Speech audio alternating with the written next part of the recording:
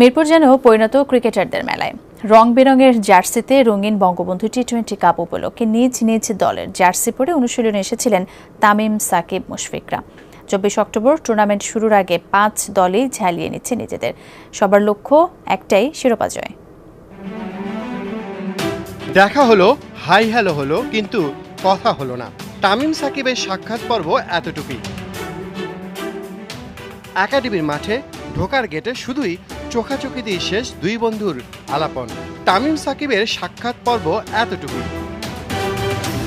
দুজনের আড্ডা না জমলেও মাহমুদুল্লাহ রিয়াদের সাথে খুনসুটি জমিয়েছিলেন সাকিব আল হাসান। দেখে বোঝার উপায় নেই এই ঝাঁকড়া চুলে গত কয়েকদিনে কতটা বিতর্কের ঘাম ঝরিয়েছেন। দুই তারকাকে পেয়ে অবশ্য শিরোপার লক্ষ্যে অবিচল জেমকন খুলনা। চট্টগ্রামের এমন ছবি দেখে কে বলবে করোনার ঝড়ে কতটা কাবু এই দলটি। শুরুতে আগে ছিলেন মুমিনুল, এখন মাহমুদুল জয়। তবে সব বাধা পেরিয়ে সালাউদ্দিনের শিষ্যরা তৈরি হচ্ছেন টুর্নামেন্টের জন্য। ঢাকা মানেই যেন তারকার মেলা।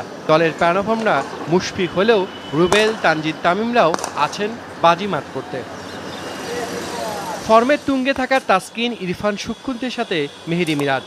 তবে বরিশালের এমন দলেও খুশি নন চট্টগ্রামের তামিম। মাঠের খেলার আগে অবশ্য ঘরের ভাষা মানে বরিশালের ভাষাটা শিখতে চান তামিম। লক্ষ্য দুর্বল দল নিয়েও টিম বরিশাল হয়ে ওঠা। আমি শেখার চেষ্টা করব, আমি পারি না, বাট ইট ইজ নাইস যে বরিশাল আবার একটা কম্পিটিটিভ ক্রিকেটে আবার ফিরে আসছে। এদিকে রাজশাহীতে নেই কোনো আইকন ক্রিকেটার, ছোট ছোট তারকা নিয়ে মিনি স্টার রাজশাহী। খুব ভালো লাগছে যখন বিগ টেস্ট দিতে আসছে, যে মনে হচ্ছে যে না আবার মিরপুরে ঢুকছে, মনে হচ্ছে নতুনভাবে আসছি। তো সবারই মধ্যে এই জিনিসটা কাজ করছে যে কখন স্টার্ট হবে, আমরা কবে মাঠে ব্যাক করব।